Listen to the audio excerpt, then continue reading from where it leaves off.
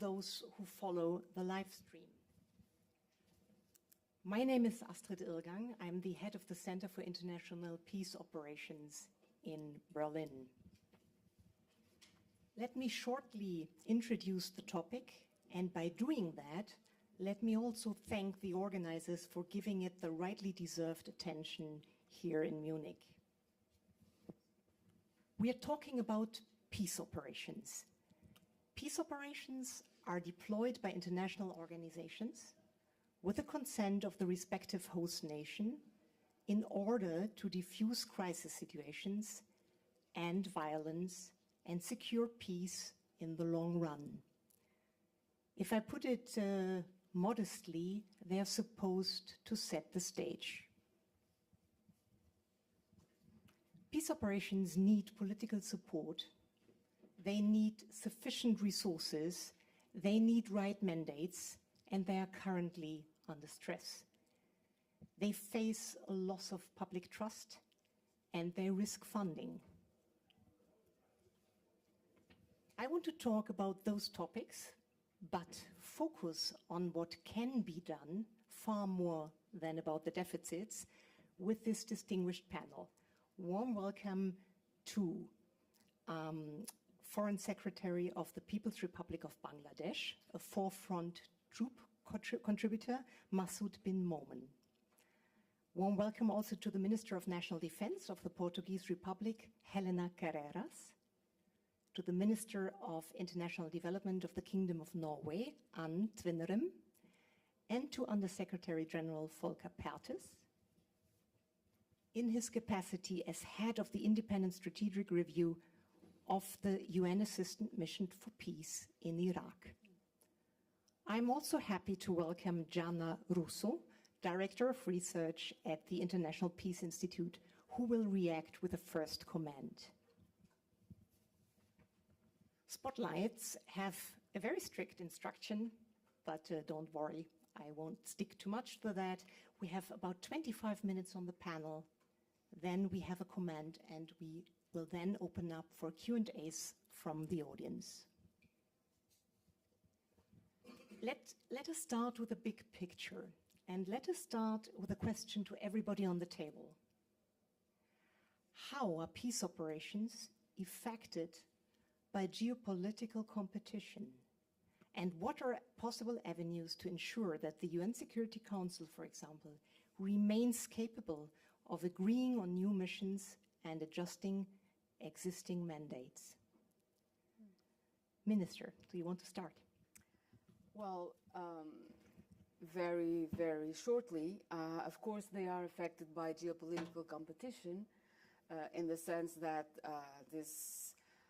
the problem of multilateralism, the lack of support for multilateralism, and the growing competition between great powers reduces legitimacy for these type of missions, which are usually multinational and should be rightfully.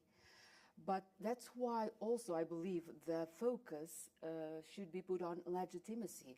How can we raise legitimacy for these missions? Political support, but not only at the political strategic level.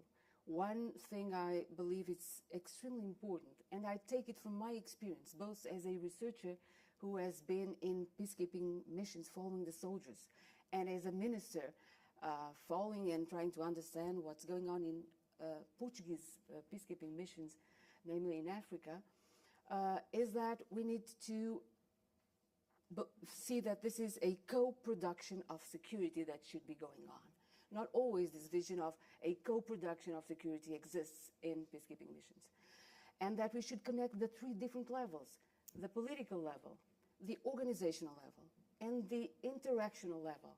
All these should be connected. Sometimes they're not. We discuss bureaucratically, politically, and we forget the level of training that is needed at the organizational level to pass the message of what should be done in real context to the soldiers. We forget how important it is to focus on the attitude of soldiers. So these three different levels are absolutely fundamental. And legitimacy can only be raised if trust, as you mentioned, is raised. And I think this is the most important element, trust. And we raise trust and create trust by acting as co-producers of security at all these different levels, taking respect, taking reciprocity as a fundamental element of the relationship between all these actors that are part of the mission. So I think these are the main elements that will make a difference to create trust and change the conduct of all actors.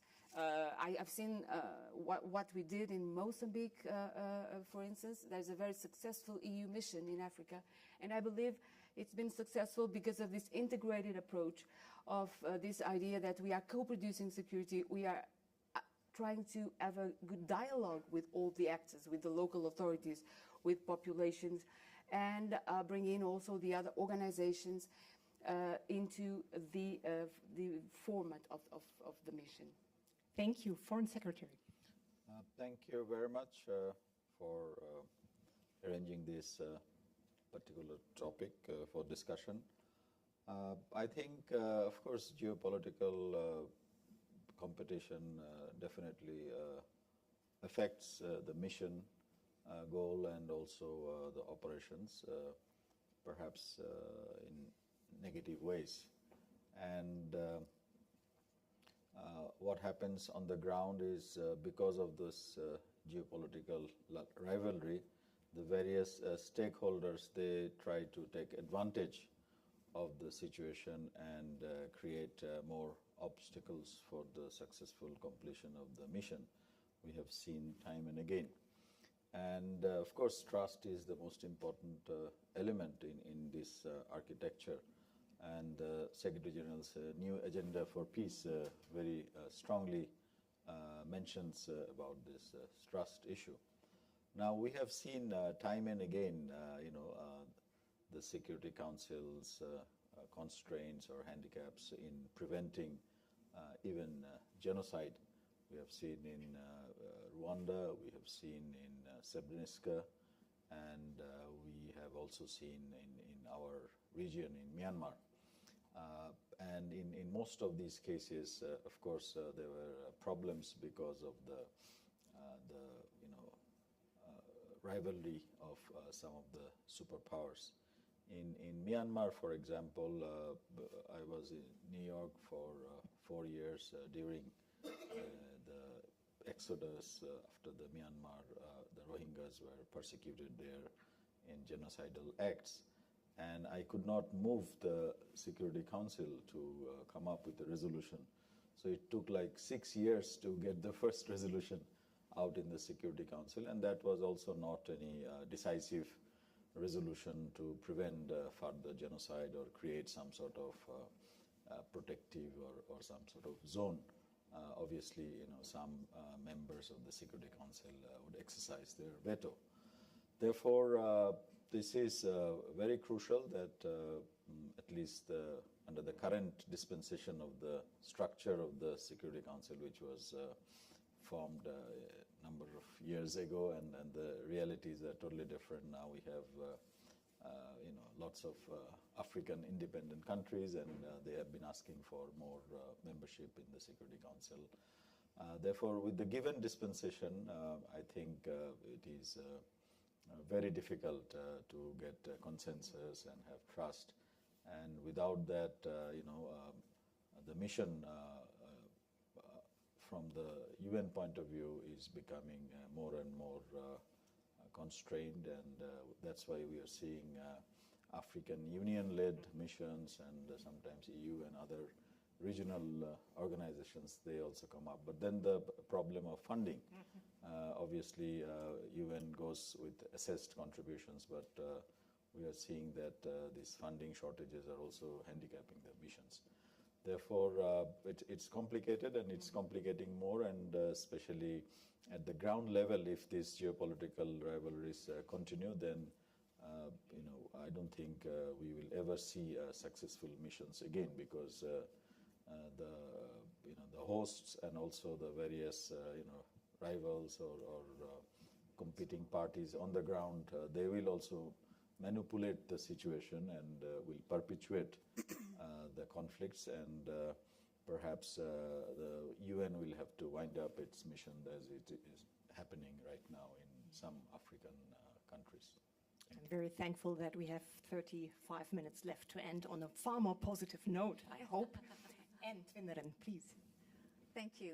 Yes, it's obvious that the geopolitical tension is affecting peace operations, peacekeeping operations. One obvious example is how difficult it has been to renew the mandates. The mandates of these missions need to be renewed every year in the Security Council, and Norway was on the Security Council last year, and we can testify that it was extremely hard work and very, very complicated. We managed to get good mandates in the end, but it was way too difficult. But then again, you know, it's nothing new that there are geopolitical rivalry in the Security Council. What worries me more is the situation on the ground and how at the operational level we see the geopolitical tension increasing the insecurity and the possibility of success for the mandate. So I think, you know, we definitely need this tool at hand. Peace operations, peacekeeping operations, special political missions, but we need to reinvent them. And I'm very happy that Guterres is opening for that discussion. What we see at the sort of the country level is that the ability for these operations to do their job is becoming increasingly more difficult, and of course the whole context the country context makes that difficult many times, because we are often talking about security threats moving across borders, no sort of real, it's fluid.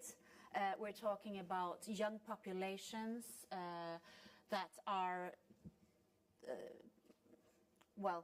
that might be easily mobilized for, let's say, spoilers who want to take advantage of difficult circumstances.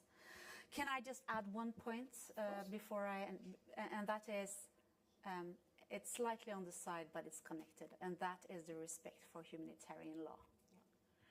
We see now that it is being undermined in more and more context. We need to sit down and have a serious thought about humanitarian law, because that is also part of this complex, and the ability for a UN mission or other peace missions or peacekeeping missions to do their job. Humanitarian law was not invented for sunny days. It was invented for stormy days. We are in stormy days, and we need to sit down and have that discussion. Thank you, Volker. You just came back from stormy days in Sudan as SRSG. Please. Indeed, thanks. And there is geopolitics, of course, no doubt, impacting on missions. But there is also regional politics, and there is politics in host countries. And I think we should be clear about how these three levels do interact. Now, starting with geopolitics, it's not a secret that the Security Council, to be diplomatic, finds it very difficult to agree on anything right now, right? And that means also finds it difficult to agree on mandate renewals. Sometimes things are just technically rolled over because there is no agreement on substance.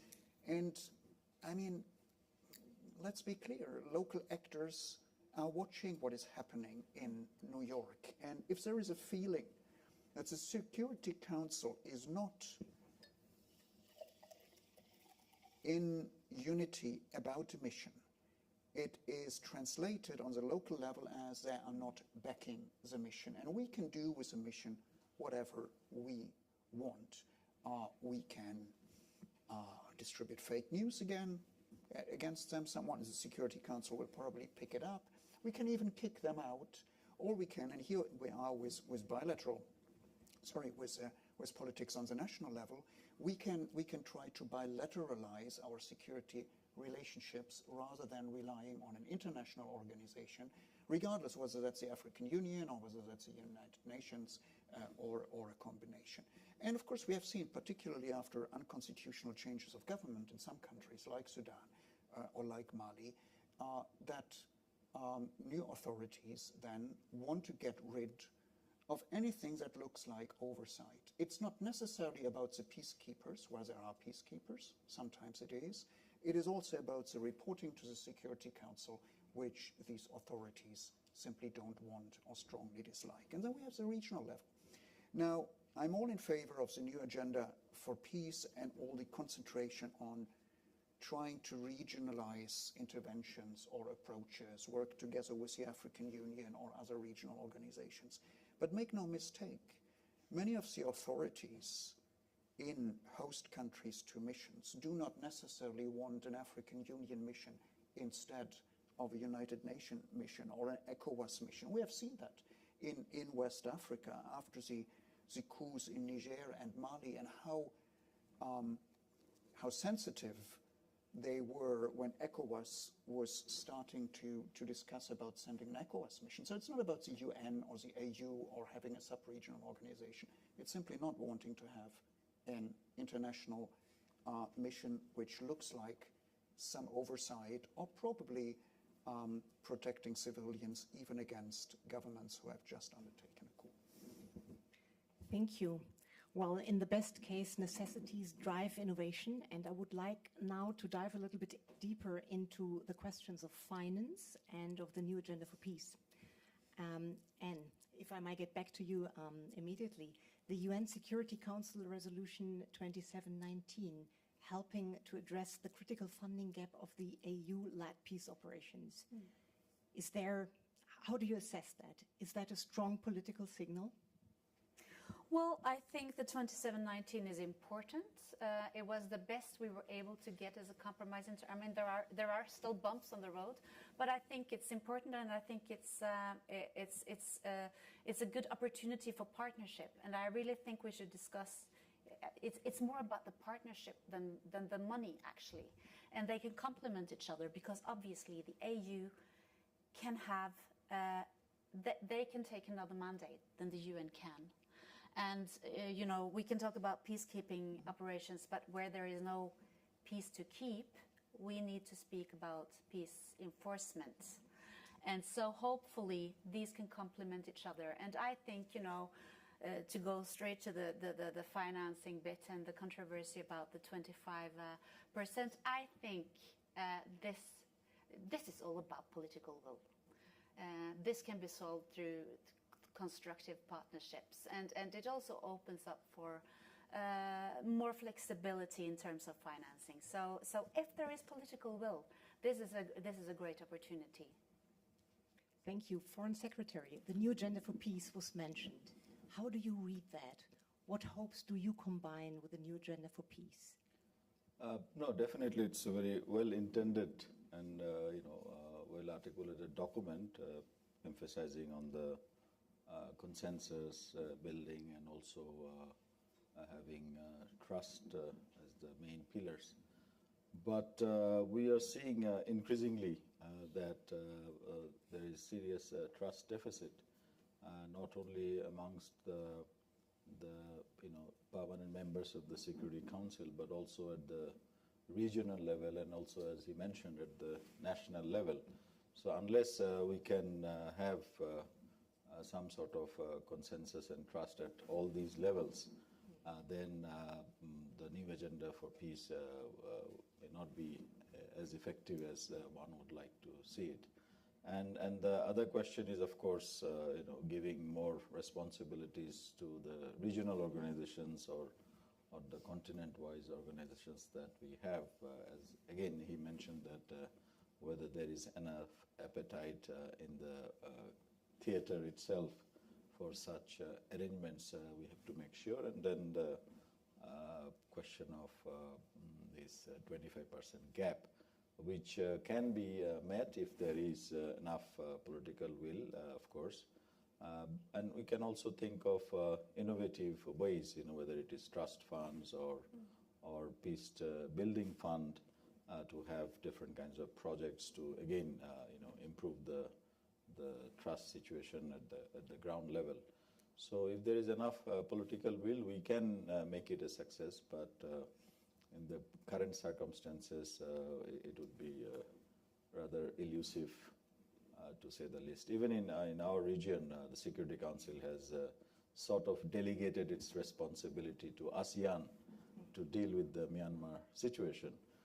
But we are seeing that neither there is enough appetite from the ASEAN side, also from the Myanmar side, to work together. So we are again in a kind of a limbo for the last couple of years. All of you mentioned trust, and I want to talk about trust. When I prepared for that panel, I read a quotation in the Munich security report that really moved me by the Indian External Affairs Minister of the UN General Assembly. And he said, when reality departs from the rhetoric, we must have the courage to call it out. Without genuine solidarity, there can never be real trust. And this is very much the sentiment of the global South. Minister Herrera, how can the loss of public trust and credibility of missions in host countries be addressed? How can it be ensured that host governments and their populations and the peace operations do not have diverging interpretations of the mandate? And how can we in Europe, in our capitals,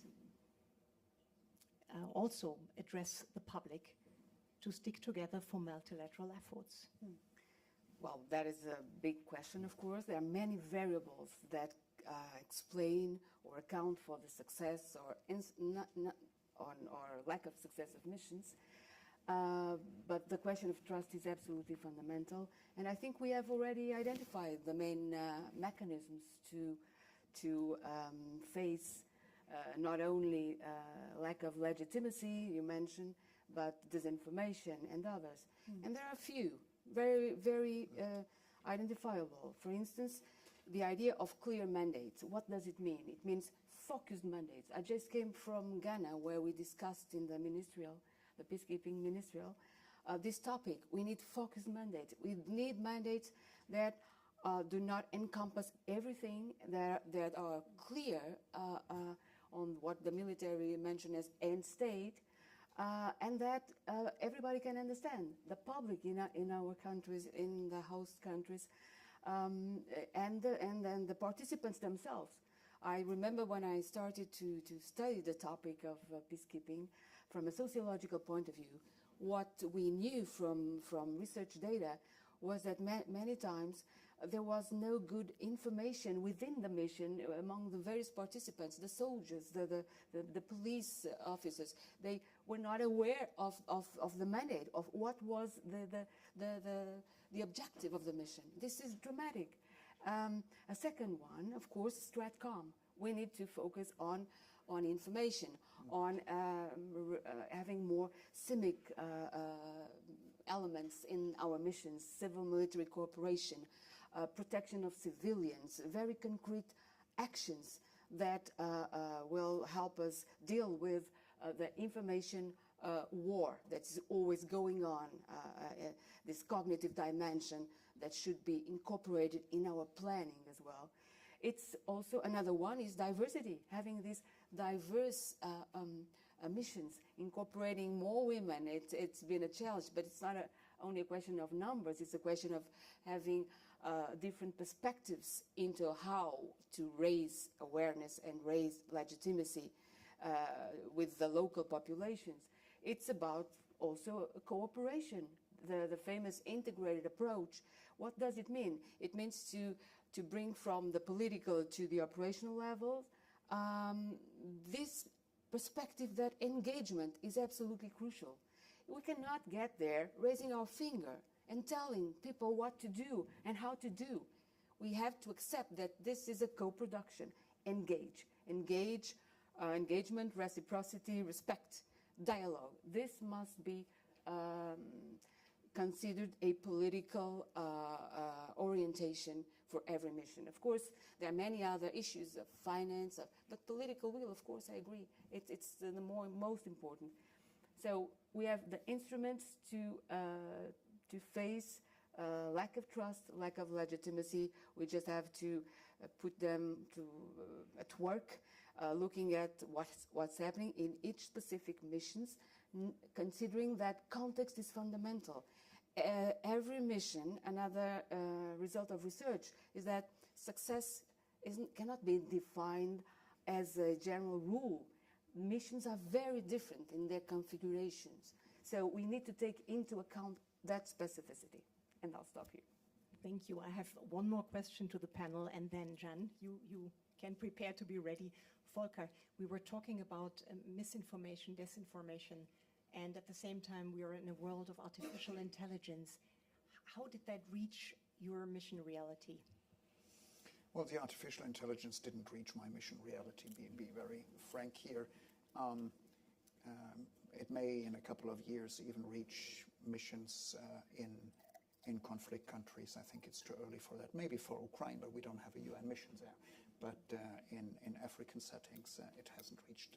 Misinformation, disinformation, yes, definitely, as part of a political struggle or a political warfare where, as a UN mission, you are in the middle. And actually, you want to be in the middle because we have this principle of equidistance to different parties to a conflict. And sometimes you have to tell yourself and say, look, that you become part of the disinformation probably means that the spoilers take you seriously.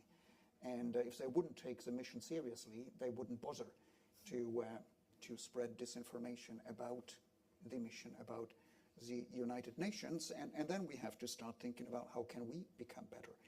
I mean, one thing is, and I would defend that we are not doing it, we are not fighting back.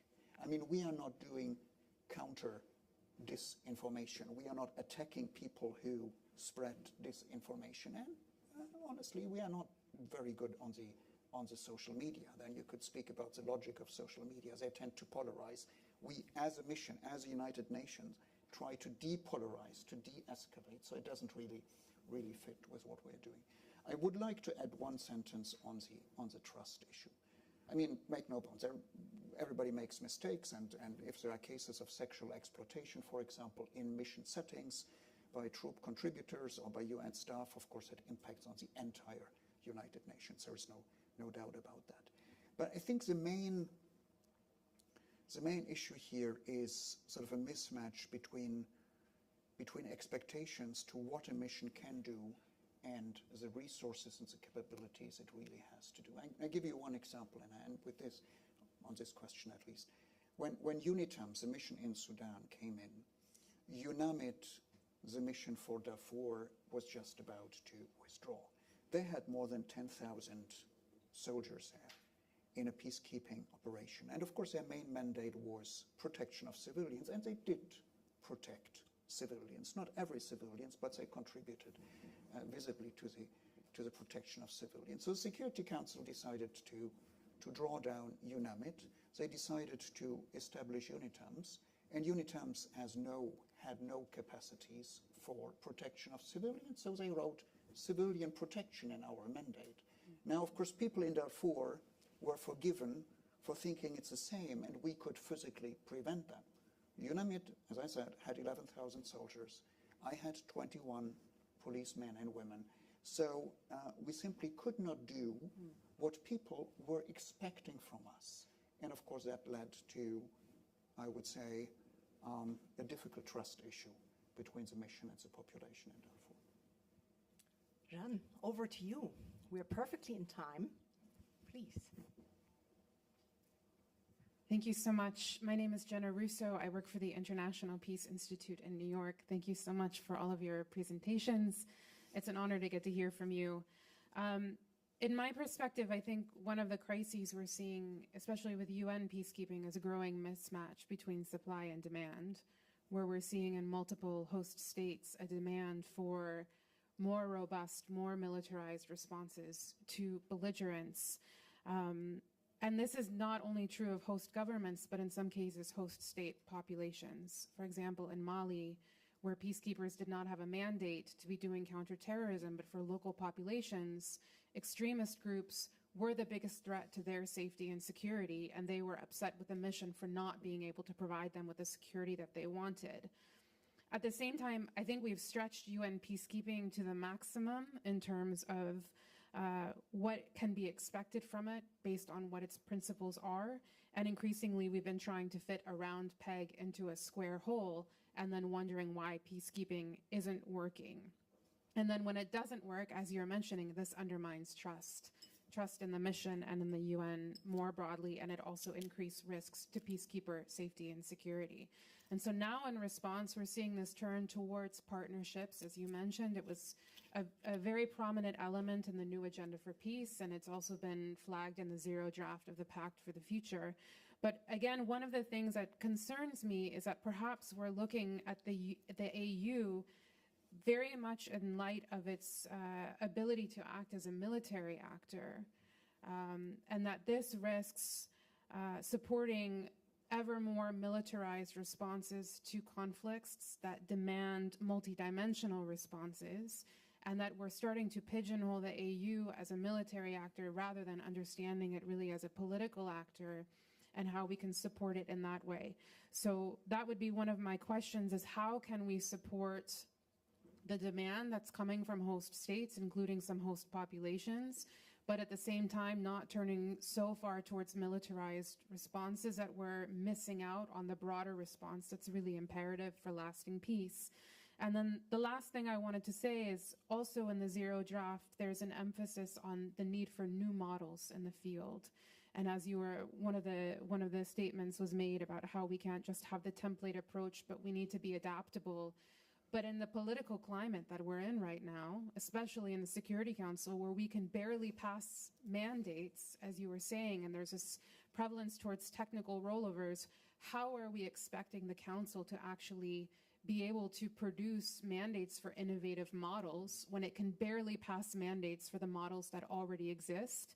And certainly the AU and the sub-regional organizations are going through their own political challenges right now. So I'm just wondering how we can support some of these needs given the political constraints that we're in. Thank you so much. Good. Thank you. And to make it even more complex, I invite you not only to think about the UN missions, the UN peace operations, but also the peace operations of the OSCE, the EU, or even NATO. It's now time to open up to all of you. Please raise your hands if you have any question or comment. Please. Please tell us your name and where you're from. My name is Qin Duoxu. I'm a Chinese journalist from CGTN, China Global Television Network. I have a question about, we are talking about a peacekeeping mission. I wonder if it's possible for the UN to send a peacekeeping mission to Gaza, for example. If not keeping peace, because there's no peace. As the minister said, what about enforcing peace there? Since 25,000 civilians were killed and it's going on, we are seeing the silence of the world, the lack of action. So is there anything we can do? And secondly, I remember a phrase, responsibility to protect, R2P. There used to be a catchphrase in the time running up to the Libyan, problem of their crisis. Western countries use that to justify intervention, to top down Gaddafi at that time. What about now? Nobody is talking about that. And is there a responsibility from the international community to protect the civilians in Gaza? Thank you. Thank you. Who wants? I can mention. Thank you for raising very pertinent questions. I think it is agonizing the minds of many people in this world, not just in Muslim countries or developing countries, but also many civilians and others in Western countries. And unless we can actually commit to peace, these things also happened in the past. So we live in a world which is ideologically divided, but also acts very hypocritically. So that's the reality. I mean, responsibility to protect should be applied universally in all situations, not just when it suits the purposes of some countries. So these are universal values, should be universally applicable as well. Therefore, I think the civil society and the think tanks, they are the ones who actually popularize these ideas. So now there is a role for the world citizenship to actually push all countries who are in a position to protect the civilians, again, without any prejudice or without any agenda. But thank you for raising these questions. And I've seen you. Yes, they say that politics is the art of what's possible. We still have to be realistic in terms of what mandates the UN can and should have in different crises. But I'd like to make one point that I don't want to leave here without mentioning it. I was in Addis Ababa yesterday speaking to experts on peace operations, and they made a very valid point. And that is, when we get to peacekeeping operations, it has already gone too far. How come we are not able to invest? And that goes for the UN as well. Invest more in special political missions, or from the AU side on special political envoys, because we often see that they lack resources and have very slim setups, while maybe we could be able to avoid so much suffering if we came in earlier, and that should be possible also within the geopolitical tensions that affect the UN today. That's the whole area of prevention. I see a second signal, please.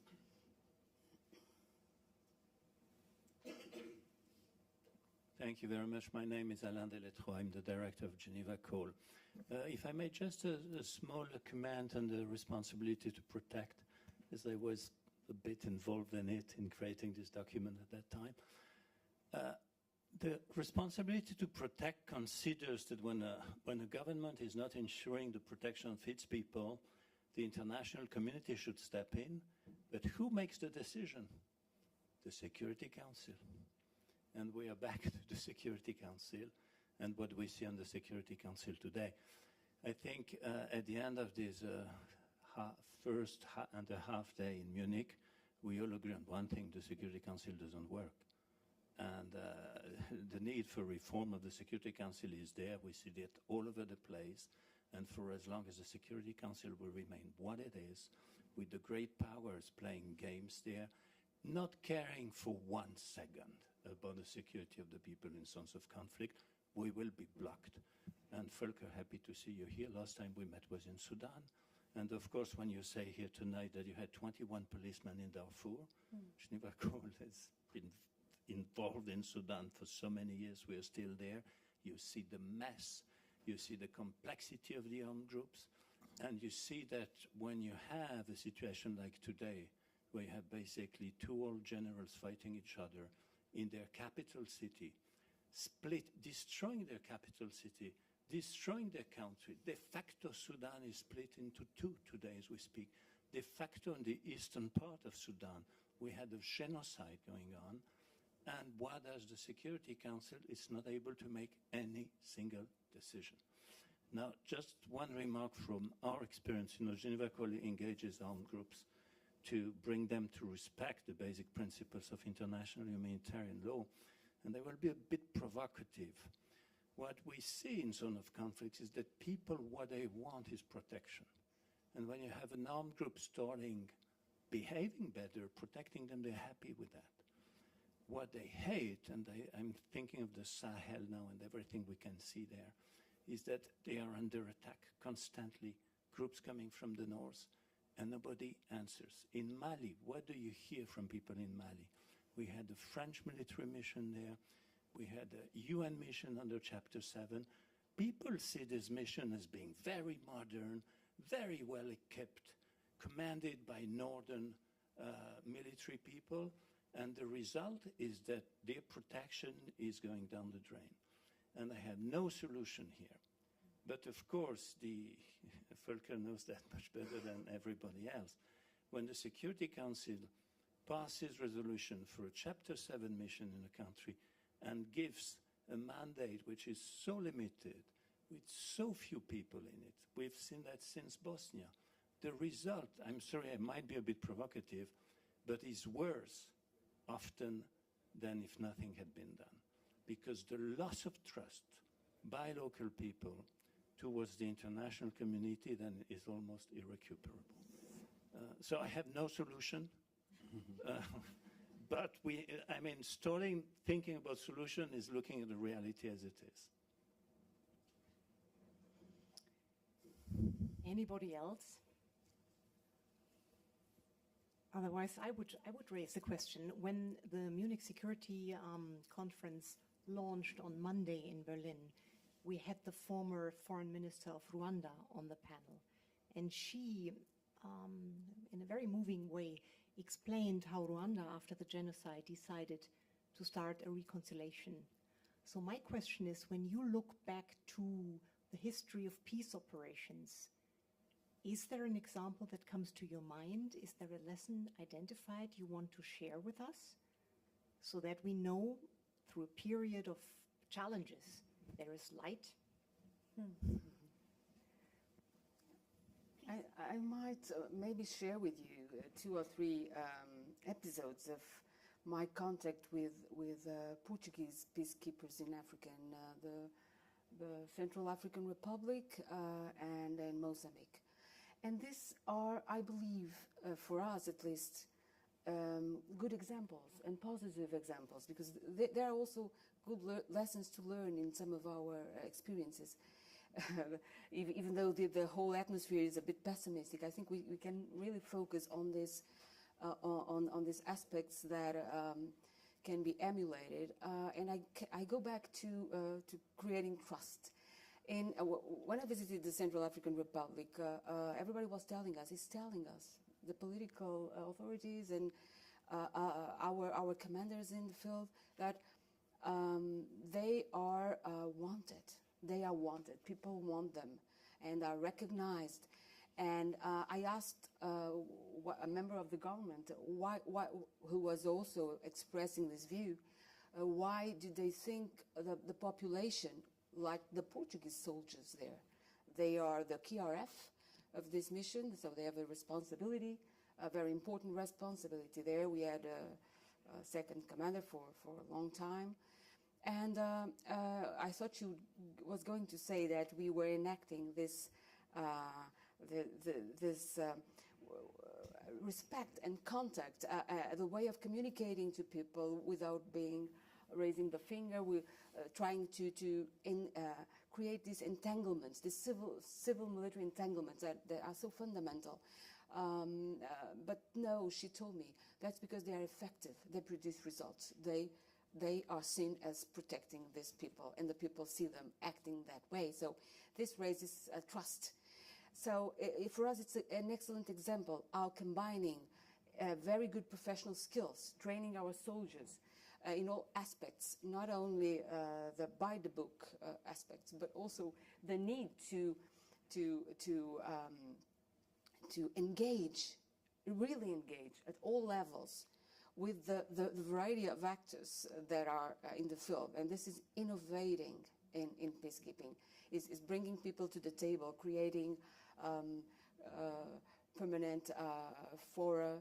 The commanders can do it. It doesn't need to be at the more political level to create an atmosphere where dialogue is developed between a variety of organizations, of forces, of countries present, of local authorities.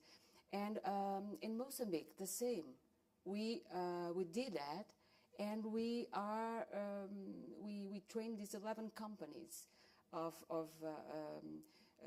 Mozambican soldiers very, very closely with the local authorities, always respecting and taking into account their needs, but also bringing to the table the variety of efforts there to avoid duplication, to coordinate actions. That can be done. I think we have very good examples in these 2 missions, one EU, the other UN, and we are perceived as doing something important. So I'm really looking forward that the EU renews the mandate of this mission in Mozambique right now, because we finished. It had a very, very focused mandate. We finished the training of these 11 companies, and now we need to sustain these efforts and get them continued. So there are good examples that we can use, and we're helping these people face terrorism up north in Cabo Delgado, in the Sahel. I can see how terrible that threat is right now there, but not only in Africa. It's for us. It's our security that is at stake as well. Thank you for that strong statement. I would like to invite the panel for a short last word on the positive results to give us courage. Volker. Well, look, of course, there are good examples where missions, peacekeeping missions, have been able to transit out of the country after finishing their job. In Africa, Sierra Leone obviously would be one of those, and there are others. But then, I mean, don't exaggerate expectations as to what political missions or peacekeeping missions can do. If local actors decide to fight one another, as was just also explained on the Sudan case, and they have regional support, and you don't have unity in the Security Council, then no political mission or peacekeeping mission can do much. And even peacekeeping missions may be outgunned, as we have seen in Eastern Congo, for example. So don't expect too much. And then I think there is the host of mission cases where we would say, well, it wasn't ideal, but it's good enough. At least there is a modicum of protection of civilians through a mission, which everybody agrees should stay there, like UNMISS in South Sudan. It works. It's not ideal. We don't have sort of a lively, sprawling democracy like Norway, but it works. People don't kill each other all the time because there is a protection of civilian force. Or in Libya, yes, the country is divided right now, but at least there is no open war, and there is a political mission there which supports that. So sometimes we have to go for the good enough, and with somewhat more support from the states that count in the Security Council. I think the time for, and here I would like to take issue to what our Pakistani colleague said, I think the time for political missions and for peacekeeping missions is not yet over. Thank you. Yeah, I think there are many good examples. Sierra Leone was mentioned. Bangladesh troops participated in Sierra Leone peacekeeping operations. Then East Timor was another success story. In Kosovo, a lot of Bangladeshi civilian police and others in Haiti. So currently we are in 14 missions with 6,000 troops, but over the years we have also suffered casualties of about 167 of our peacekeepers. But wherever our peacekeepers, it is not just an accidental thing that we are one of the leading troop peacekeepers in the world. Wherever they are, they have tried many, I would say, tactics to win the hearts and minds of the local population. In Sierra Leone, they have made Bangla, our language, as one of their national languages because they are so much in love with our troops. So that is very important. And the other one I would like to mention is the WPA's agenda, Women, Peace and Security. The more we have respect for that and actual interpretation in the mission setting, the more chances are. And the last is, of course, the peacekeeping to the peace building and continuum. If we have clear-cut, linkages and also good exit plan, otherwise there can always be a kind of a protracted peacekeeping, which is never a good thing. Thank you. Thank you so much. We slightly ran out of time. Thank you for your interest. Thank you for the panel. And thank you for the MSc to putting peace operations on stage. Have a good time in Munich.